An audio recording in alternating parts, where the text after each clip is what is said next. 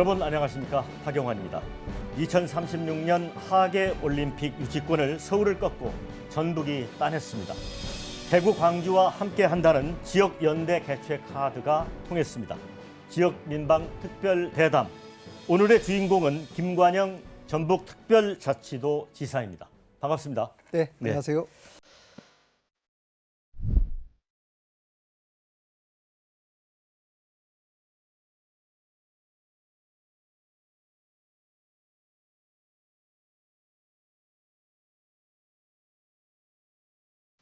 자, 지금 영남 지역 산불 피해가 큽니다. 네.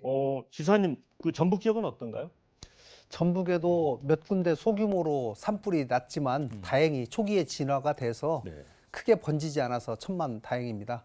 다만 또 이 영남 쪽에 산청 쪽에서 발화된 불이 지리산 쪽으로 옮겨 붙으면서 굉장히 저희가 위기를 맞았지만 마지막에 잘 진화가 돼서 전북 쪽으로는 옮겨 붙지 않았습니다만은 우리나라 전체적으로 큰 피해를 입었기 때문에 지방자치단체장들 간에 연대해서 피해 복구에 최선을 다하고 있습니다.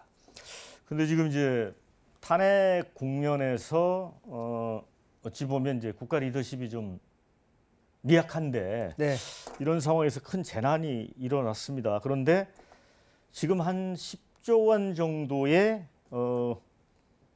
피해가 나서 네. 추경 편성이 필요하다는 게 이제 정부 입장인데, 민주당은 또 그런 얘기를 해요. 그 뭔가 좀 추경이 국면 전환용으로 삼는 것 같다. 그러면서 사실은 지금 티격태격하고 있습니다. 네. 이런 건 어떻게 보세요?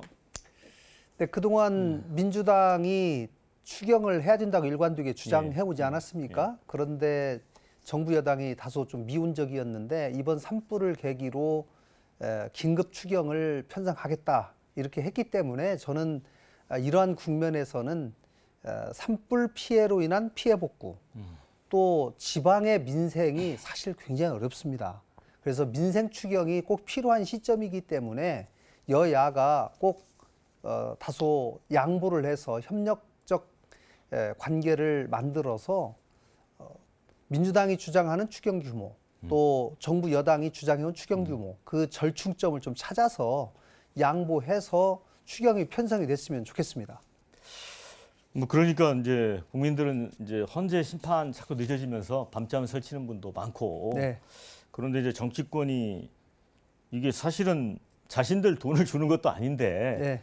이런 모습은 정말 답답해요. 네, 네. 이 정치권이 민생을 챙기는 그런 모습이 지금 화면에서 사라지고 네. 주로 지금 탄핵 문제, 네. 찬탄이냐 네. 반탄이냐라는 것이 연일 뉴스가 되고 있는데, 이럴 때일수록 정치권이 좀 더 민생에 집중해서 국민들의 삶을 좀 보살폈으면 하는 생각입니다. 네. 저 이제 올림픽 유치전 이 얘기 듣고 저도 사실 깜짝 놀랐습니다. 전북이 이제 서울을 꺾었다.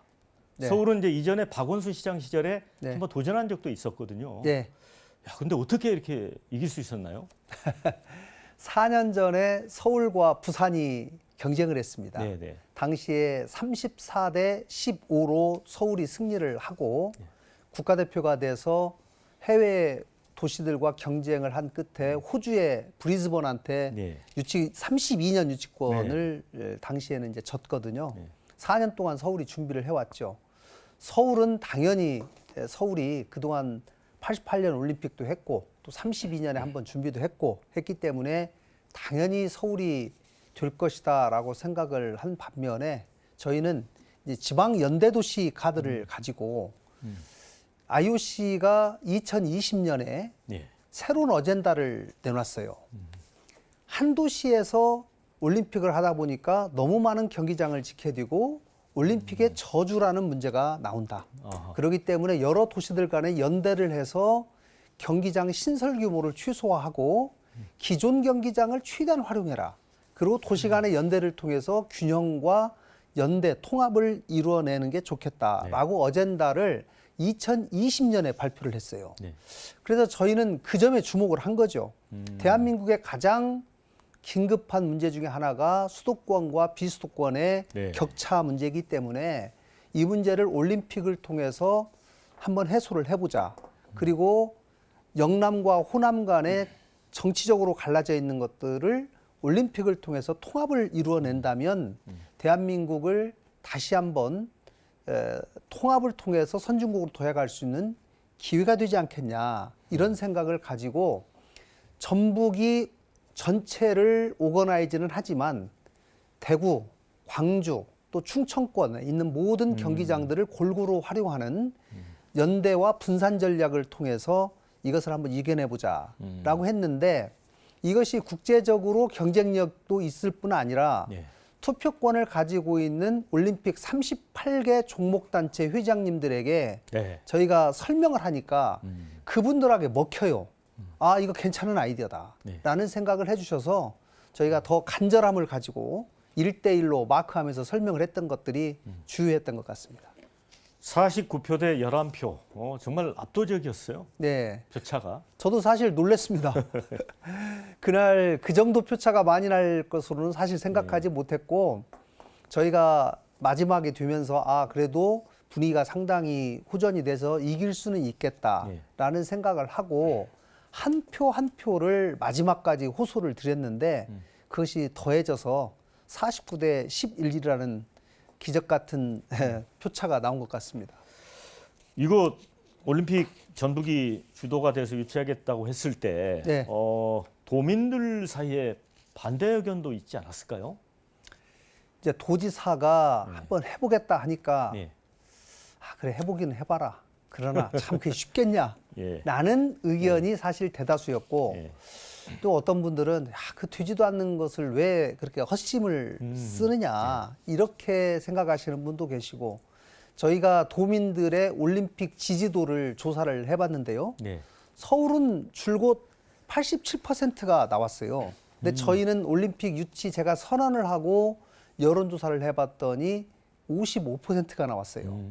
그래서 저도 사실 내심 실망을 했습니다마는 계속 도민들을 설득하고 해낼 수 있다라고 하는 것을 적극적으로 홍보를 하면서 한 달 후에 여론조사를 했더니 68%, 또 한 달 뒤에 갔더니 78%, 마지막 2월 28일 대의원 투표가 있기 일주일 전에 투표를 한 결과 81.8%, 많이 올라오긴 했습니다마는 그래도 그 과정이 굉장히 험난했고, 도민들은 지지는 하지만 과연 가능하겠는가라고 하는 생각은 여전히 가졌던 것 같습니다. 예를 들어 뭐 대구나 뭐 광주 이런 이제 자치단체장님들께 이제 이 의견을 좀 제안을 드렸을 거 아니에요? 네. 그때 반응이 어떻던가요? 제가 가능하면 올림픽을 경제적인 올림픽을 해야 되기 때문에 전주를 중심으로 해서 2시간 이내에 있는 경기장들을 모조리 한번 찾아봤습니다. 근데 가장 먼저 뛰는 것이 네. 대구에 있는 2011년에 세계 육상 선수권 대회를 한 경기장이에요. 그렇죠. 네. 그러니까 육상 경기를 전 종목을 할 수 있기 네. 때문에 33개 종목 중에 육상이 하나지만 선수단 규모로 보면 올림픽 선수단은 법적으로 1,500명으로 정해져 있어요. 네. 그 중에 20%가 육상이에요. 그러니까 제가 홍준표 시장님한테 육상 다 드리겠습니다. 예. 하니까 그건 너무 좋은 카드다. 예. 근데 적극 예. 지원하겠다. 또 수영 전체 선수단의 13.5%예요. 예. 사실 하계 올림픽의 핵심이 육상과 수영입니다. 그렇죠. 근데 이 두 종목을 대구와 광주에 광주, 예. 분산을 시키겠다 하니까 두 지자체장님들은 너무 좋다. 뭐 이렇게 된 거죠. 그러면 만약에 이제 우리가 개최권을 따게 되면 예. 이제 메인 스타디움만 짓는 건가요? 메인 스타디움은 예. 전주에 있는 월드컵 경기장을 활용합니까? 조금 개조해서 활용할 생각입니다. 네. 저는 사실은 이거 방송하기 전에 어젯밤 제가 꿈을 꿨는데 네. 메인 스타디움을 짓게 된다면 이 10만 명 정도를 수용할 수 있는 네. 이 그 음악 공연장 네. 그런 복합 설계를 해서 네. 그러면 예를 들어 뭐 한중일 인구가 얼마입니까? 네. 그런 공연장이 많지 않거든요. 네. 그런 사후 활용 방안을 좀 생각을 해봤었거든요. 한번 고민해 보겠습니다. 사실 저희도 그 정도로 크게 근사하게 짓고 요즘 사실 우리 앵커님 말씀하신 것처럼 다목적 경기장으로 짓는 것이 맞아요. 예. 그리고 그렇게 활용을 하는데 그럼에도 불구하고 이제 굉장히 많은 비용이 들어가기 때문에 올림픽을 이제 저희가 개최권을 따내고 나면 문체부와 기재부를 통해서 이 과연 비용이 얼마가 들어가냐 네.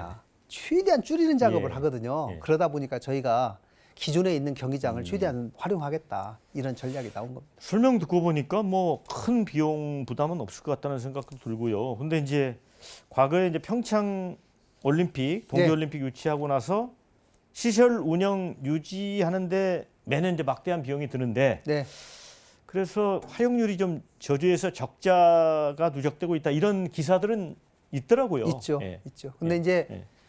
하계보다 동계가 활용률이 더 적은 건 맞아요. 아무래도 그렇군요. 예, 예, 예. 동계 관련한 종목들을 하는 인구 자체가 적기 때문에 그렇죠. 주로 스케이트 종목 맞습니다. 뭐 이런 거니까. 그렇기 예. 때문에 조금 적은 것은 맞고 하계 종목은 다양한 또 목적으로 특히 네. 최근에 이제 실내 체육관들은 네. 아까 금방 말씀하신 예. 것처럼 전부 다목적으로 활용해서 네, 네, 네. 마이스 산업용으로 그렇죠. 활용할 수 있도록 컨벤션 네, 시설이나 그렇습니다. 이렇게. 그렇게 건축하기 때문에 그런 점에서는 과거보다는 훨씬 활용률은 높다라고 말씀드릴 수 있겠습니다.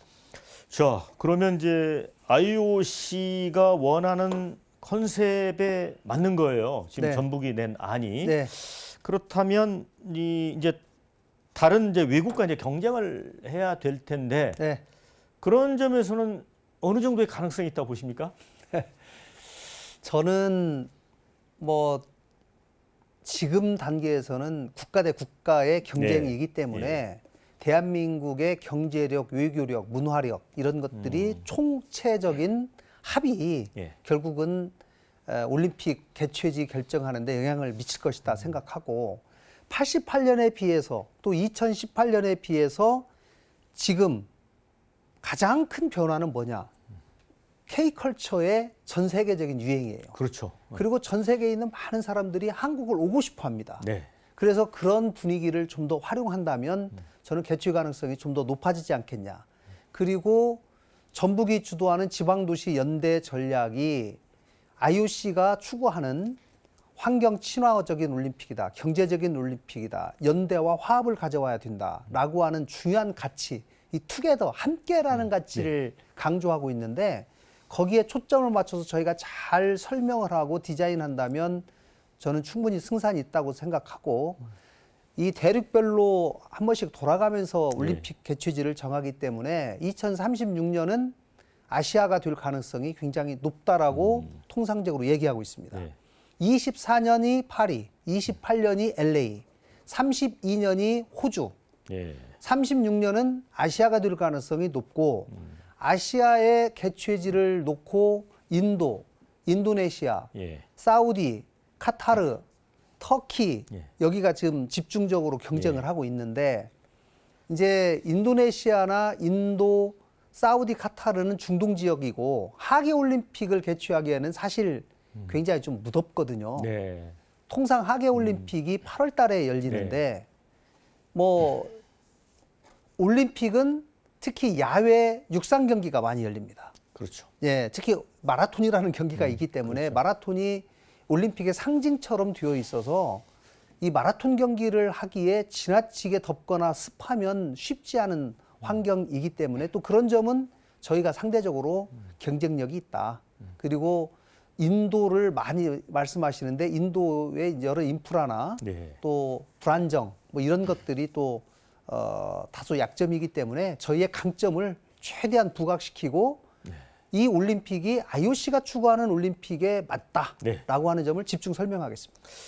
지사님 말씀 듣고 보니까 이제 조금 안개가 거치는 듯한 그런 느낌이 드는데 네, 아까 이제 말씀하셨던 우리만의 무기 전략이라면 아까 이제 지방 분산 개최도 있지만 네, 이 K컬처라는 게 이제 완전히 뭐 맞습니다. 음악, 드라마, 영화, 네. 그다음에 K푸드까지 네, 그런 부분에 있어서 잘하면 뭐 가능성이 있겠다 싶어요. 정말. 그렇습니다. 제가 이제 예. 문화 올림픽을 주장하는데 2036년쯤에 우리가 예상하는 K컬처의 핵심이 무엇겠는가?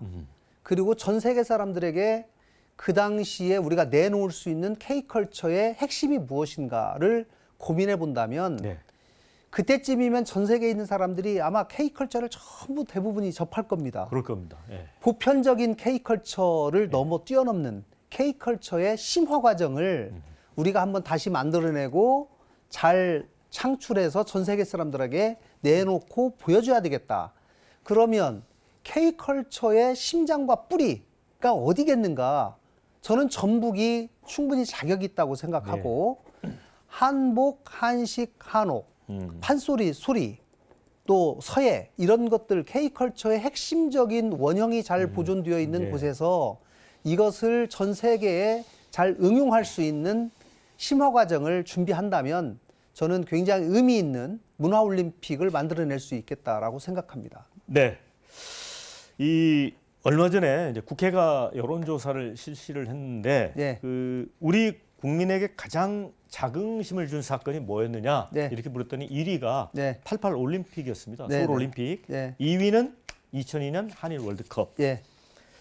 그러니까 88년 올림픽을 보면 우리가 그 분단국에서 또 전쟁까지 했던 나라에서 한강의 기적을 일궜잖아요.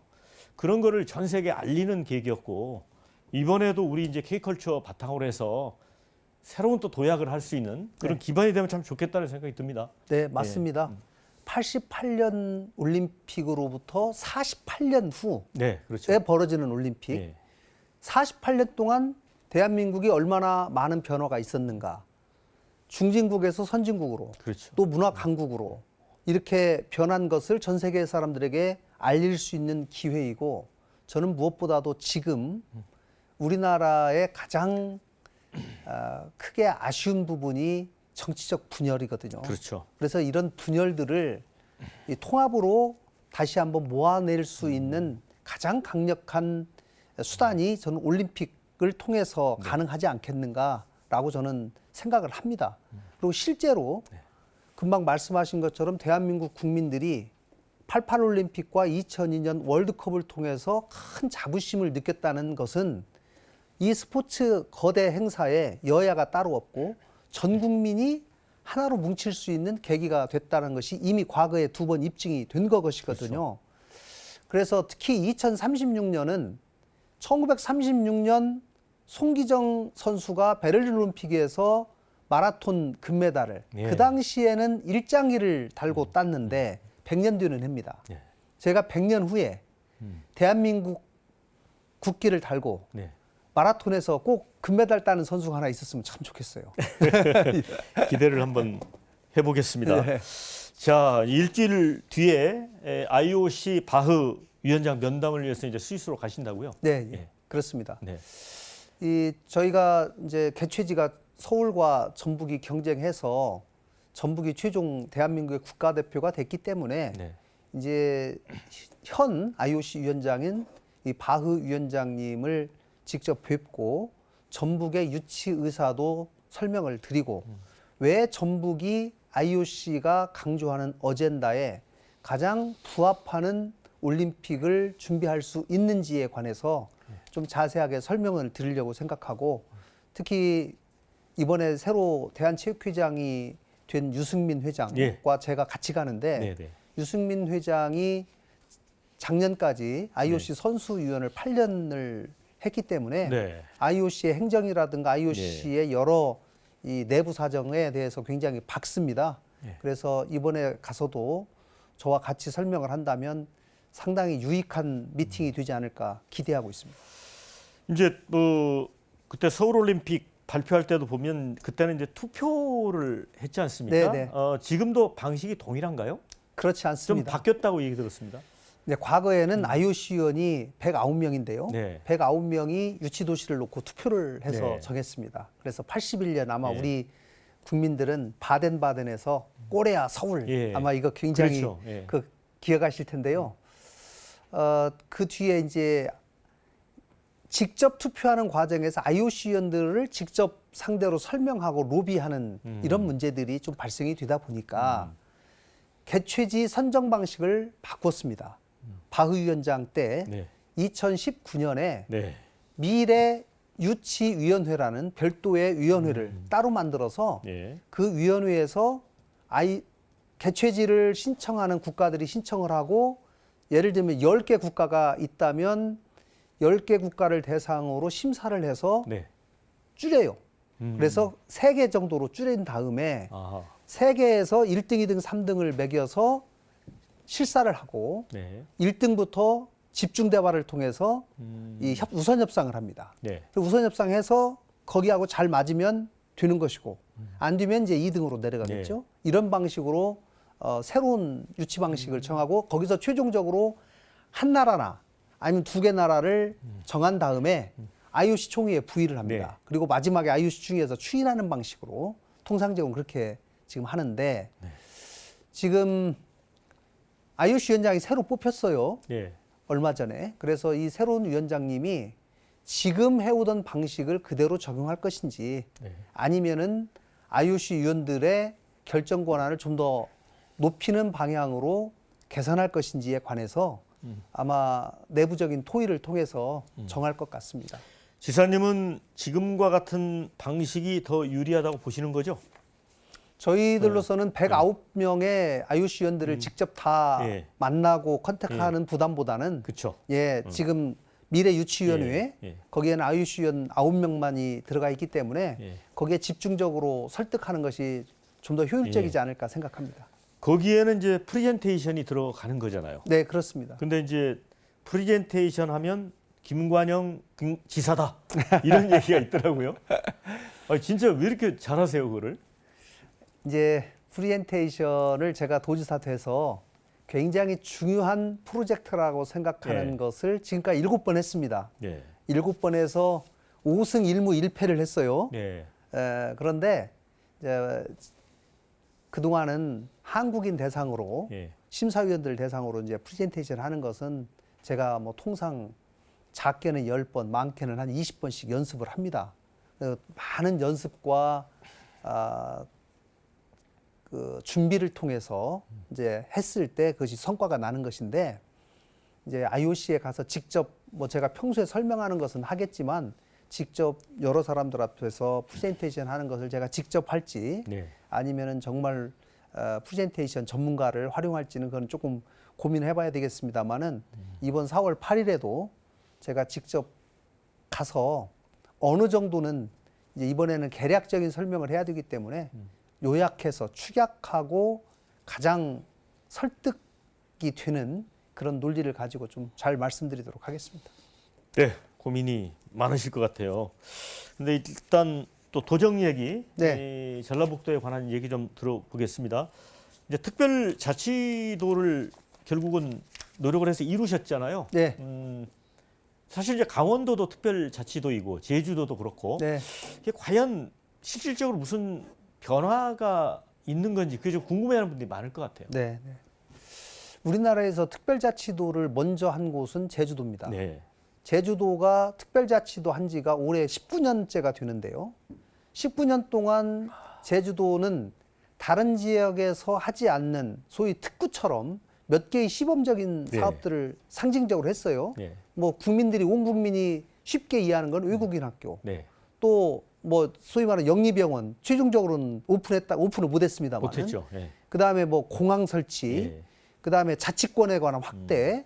뭐 이런 것들을 이제 제주도가 먼저 했는데 네. 그거를 통해서 지금 19년 동안 제주에서 일어난 변화를 본다면 인구가 한 15만 늘었어요. 실제 늘었군요. 늘었어요. 네. 그래서 비교적 상당히 성공적이다라고 네. 하는 것이 중론입니다. 그래서 이제 그것을 본받아서 대한민국에서 가장 소위 낙후되어 있다라고 생각하는 강원도와 전북이 그럼 우리도 특별자치도를 만들어서 다른 지역에서 하지 않는 특구를 만들자.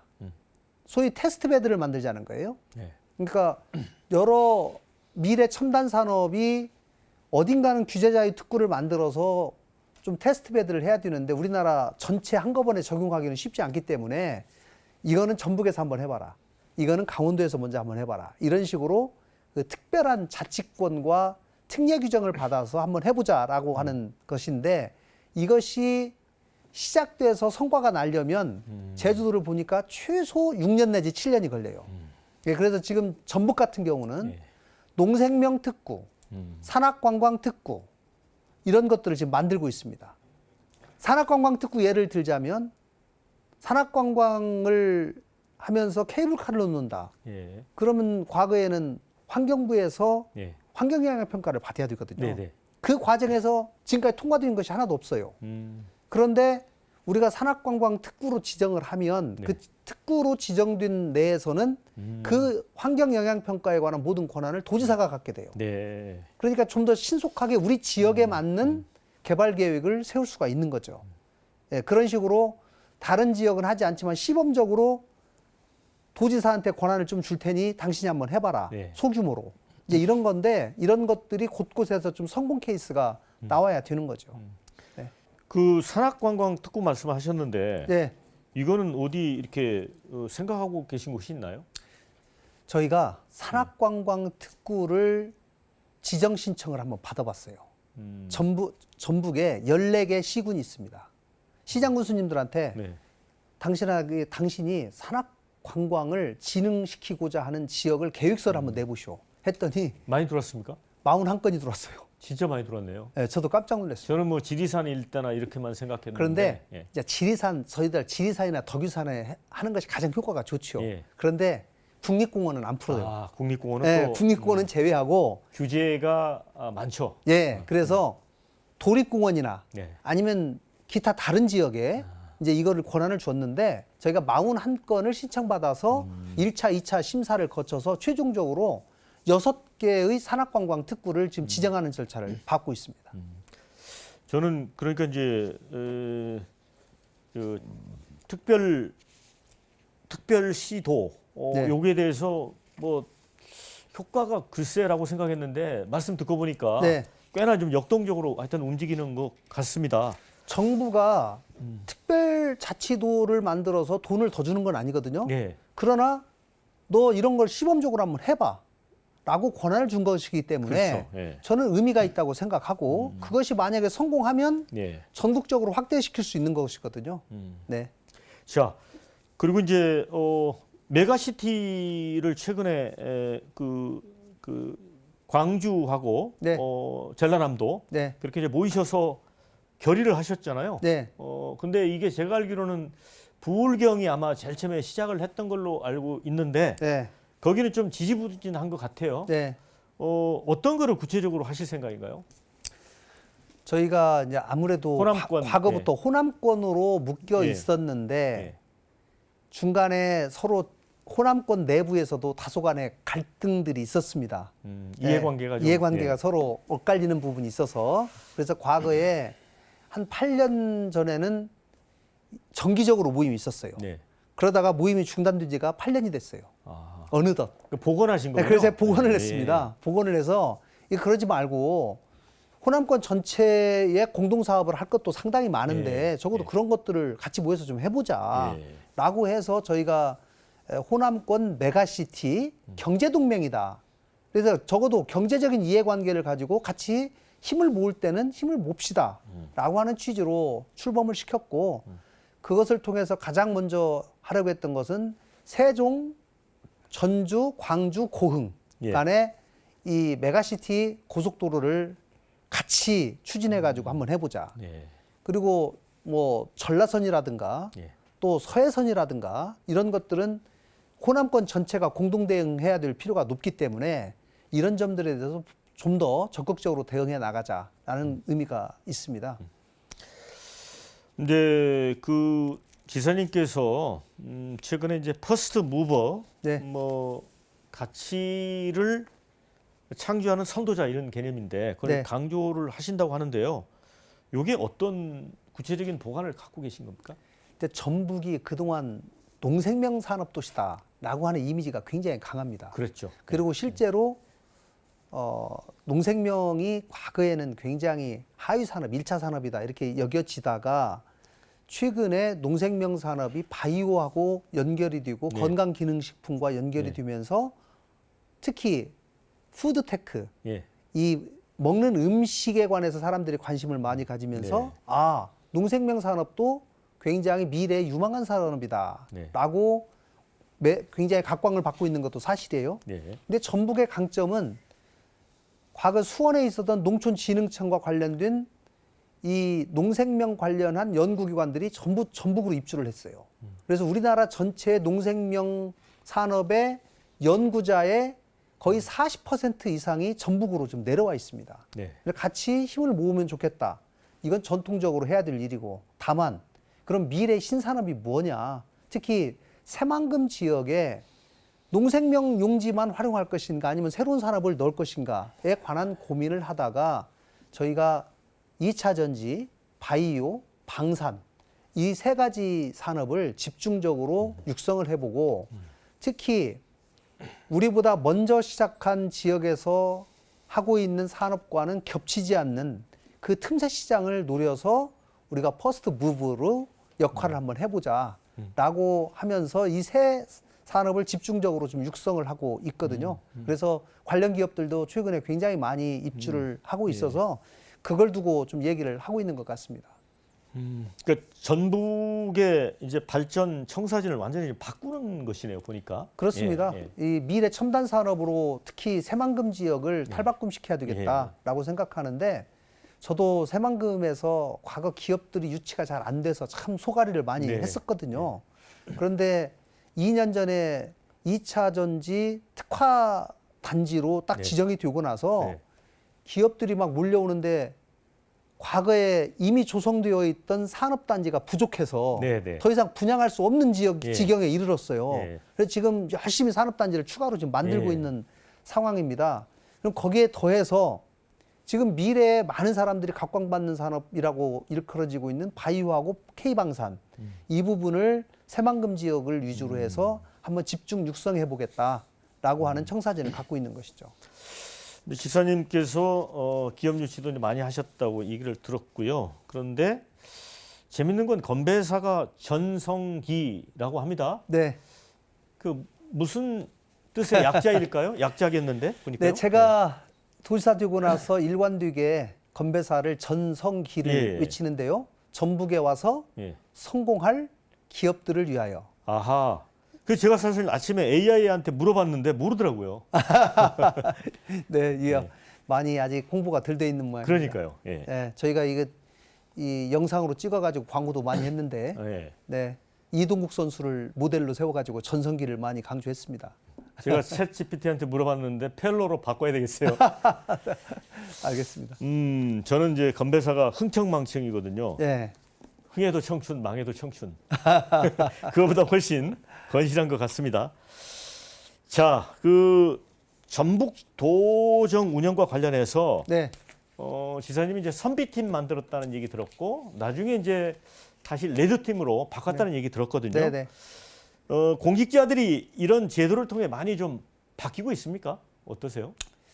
그런데 이제 아무래도 예, 도지사라는 자리가 예, 직원들을 아무리 편하게 해도 예. 속에 있는 얘기를 100%다 하기가 참 쉽지 않아요. 그러니까 쓴소리를 듣겠다고 한 거잖아요. 네, 그래서 처음에 선비팀을 만들었는데 야, 선비처럼 너무 선비처럼 나긋나긋하고 부드러운 거 아닙니까?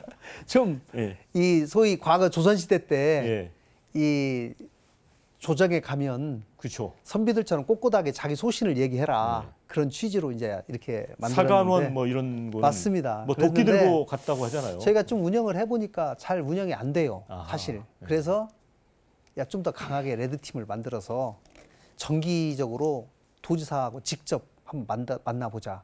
그래서 사실 얼마 전에 레드팀을 새로 만들어서 그분들하고 첫 번째 대면을 했는데 생각보다는 굉장히 혁신적이고 네. 또 많은 변화를 요구하는 그런 얘기들을 많이 하더라고요. 그래서 아, 이거 상당히 그래도 효과가 있겠다라고 또 그분들이 얘기한 것에 대해서 제가 솔직하게 반응을 해 보이니 그분들이 아, 생각보다는 자기들이 생각한 것보다 도지사님 수용률이 굉장히 높다. 태도가 괜찮다. 앞으로 자기들이 올 때 좀 더 준비해서 오겠습니다. 아, 그래요? 뭐 이렇게 얘기하더라고요. 네, 뭐 좀 기대가 됩니다. 네. 자, 제가 이제 아침에 이렇게 또 AI한테 물어보니까 좌우명이 두 가지가 있더라고요. 네. 궁휼이 여기는 삶, 네, 그다음에 지경을 넓히는 삶. 네, 궁휼이라는 게 이제 좀 가엽게 여긴다는 그런 뜻 아닙니까? 네, 네, 네. 이게 어떤 맥락에서 뭐 정치인으로서 저는 가장 중요한 두 가지 덕목을 꼽으라면 이 공감 능력이라고 생각합니다. 공감 능력. 네. 예. 그러니까 가장 아프고 힘든 사람들, 어려운 사람들의 마음 속에 같이 할 수 있는 네. 아픔을 같이 할 수 있는 공감 능력을 공감을 하고 그것을 바탕으로 해서 그 공감된 것을 정책으로 같이 할 수 있는 열정을 갖는 것이 저는 중요하다고 생각을 해서 이제 제가 긍휼히 여긴다라는 말은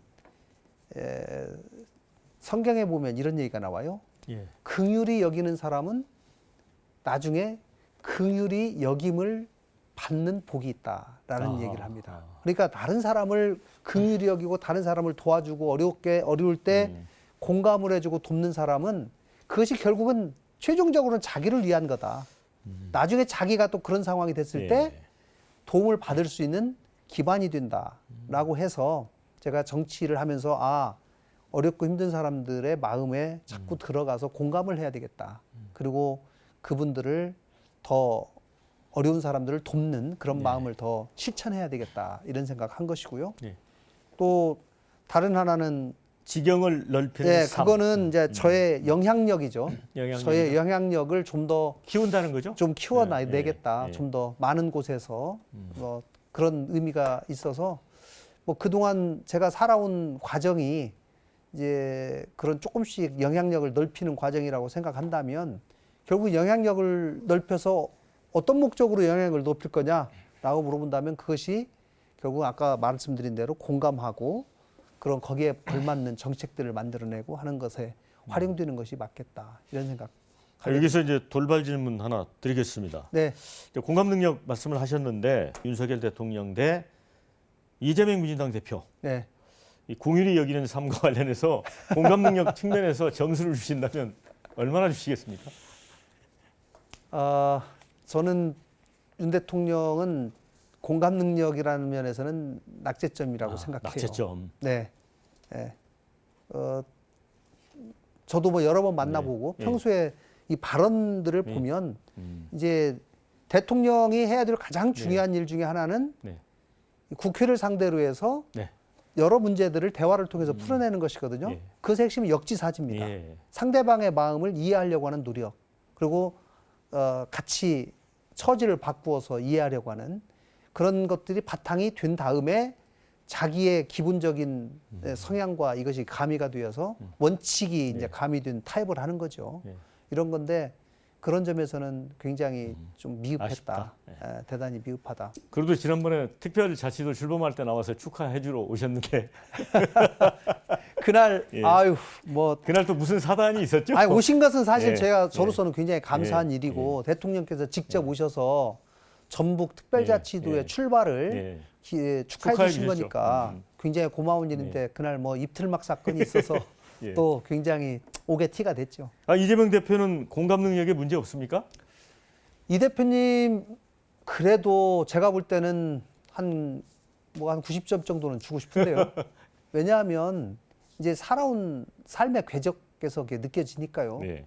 뭐 워낙 어려운 환경에서 자랐고 또 그런 것들을 극복해내면서 지금까지 왔기 때문에 그 어렵고 힘든 사람들의 마음을 이해하는 공감 능력은 훨씬 뛰어나지 않을까 싶습니다.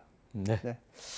저 이제 지사님은 공부를 무척 잘하셨던 것 같아요. 공인회계사 시험에 정말 대학 2학년 때인가 뭐 합격했다고 하고요. 예. 그다음에 이제 행정고시 합격을 해서 재경부에서 이제 사무관 하나 9년 정도 근무하셨잖아요. 네. 그 도중에 또 사법시험을 합격을 하셨더라고요. 네. 그러면 뭐 전혀 일상적인 생활을 못하고 공부만 했던 겁니까? 뭐 좀 그랬죠.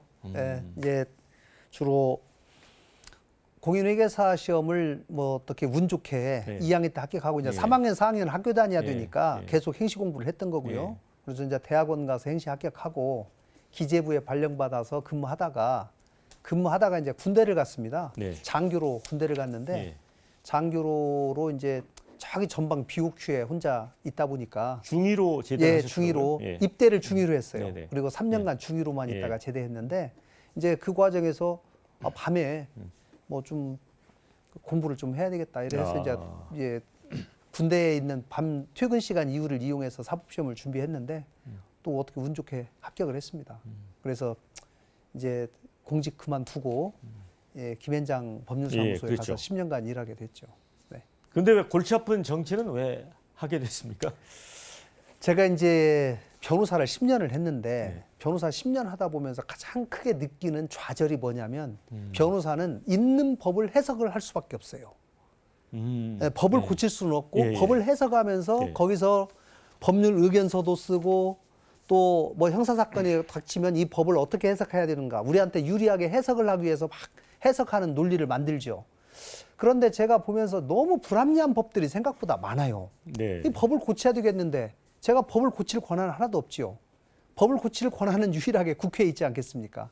그리고 그 권한이 나라의 기초 질서, 시스템을 만드는 일이기 때문에 이거야말로 정말 대한민국의 중요한 일이구나라는 생각이 들어서 아, 이 국회에 가서 법 만드는 일을 좀 해봐야 되겠다 이런 생각하게 된 거죠. 예. 근데 실제로 어때요? 저도 이제 유럽의 정치권 취재를 해봤는데 네. 뭐 독일도 그렇고 오스트리아, 프랑스 다 그러는데 정말 이 로메이커잖아요. 네. 근데 우리 이제 재선 의원까지 하셨는데 좀 평가를 충분히 해줄 만하다고 보세요? 실태가? 소위 약간 입법 과잉이죠. 예. 이게 입법 과잉이라는 것이 지금 국회의원들한테 법을 몇 개를 발의했냐라고 하는 것이 중요한 평가 요소 중에 그러니까 하나예요. 법이 규제의 성격인 경우가 많잖아요. 맞습니다. 그런데 이제 법을 예를 들면 10개를 만들면 10개 중에 8개는 규제법이고 예, 그렇죠. 2개가 지능법이에요. 예. 그래서 정부에서 아무리 규제 완화를 해도 안 되죠. 국회에서 네. 법을 만들면 만들수록 규제 입법이 많아져요. 그래서 제가 원내대표를 할 때 일관되게 주장한 것이 뭐냐면 국회에서 만드는 법이 대부분이 규제 입법인데 이 규제 영향 평가 제도를 좀 해서 국회에서 국회의원들이 심의를 할 때 규제 입법이 어떻게 영향을 미치는가에 관한 분석 보고서를 반드시 첨부를 해서 국회의원들이 그거를 이해한 다음에 법을 통과시킬지 여부를 결정할 수 있도록 하자. 소위 국회에서의 규제 영향 평가 제도를 도입하자라는 거였어요. 정부 입법은 모든 정부 입법에 관해서는 우리 규제개혁위원회에서 평가를 해서 첨부하도록 되어 있어요. 그러니까 지금은 오히려 공무원들이 네. 그 복잡한 규제영향평가를 피하기 위해서 의원들한테 갖다 줘요. 네. 국회는 그 규제영향평가를 안 하니까. 예. 이게 지금 상당히 굉장히 언밸런스가 되어 있는데 국회 내에 반드시 부서를 만들어서 그것을 평가할 필요가 있다고 생각합니다. 네. 자, 그리고 이제 마지막으로 네, 김대중 대통령은 그런 말씀을 즐겨하셨어요. 뭐 서생적 문제의식과 상인적 현실 감각. 네. 이게 아마 정치인으로서의 모토였던 것 같습니다. 네. 이 정치인 김관영의 모토는 무엇인지. 네. 그다음에 또 마무리 말씀 겸해서 한 40초만 부탁을 드립니다. 네, 제 정신적 예. 멘토가 김대중 네. 대통령이신데 제가 그 말씀 굉장히 좋아합니다. 예. 그 말 상인적 현실 감각, 예. 또 서생적 문제의식. 문제의식을 가지고 중심을 잡고 한 발씩 반발씩 나가면서 국민과 함께 해야 된다. 그리고 불의를 보고 행동하는 양심이 되자라고 네. 하는 그런 점들에 대해서 우리가 그 가치를 좀 더 실천해야 될 시점이 아닌가 싶고요. 대한민국은 이념이 대한민국을 살리는 것이 아니라 경제와 실용이 저는 살리는 길이라고 생각합니다. 김대중 대통령께서의 말씀을 현실 정치에서 좀 더 실천적으로 실천해 나가는 정치이자 행정가가 되도록 더 열심히 노력하겠습니다. 네. 자, 김관영 지사와 이제 대담하면서 이제 AI도 이렇게 이제 평가를 하더라고요. 합리적인 성향의 중도 정치인이다 이렇게 평가를 하던데 아마 우리 시청자 여러분들도 김관영 지사의 새로운 면모를 좀 보게 됐을 것 같습니다. 네. 자, 바쁘신데 시간 내주셔서 감사드리고요. 네. 시청해주신 여러분께 대단히 감사의 말씀을 드립니다. 저는 다음 시간에 다시 찾아오겠습니다. 자, 수고하셨습니다. 네, 감사합니다. 네.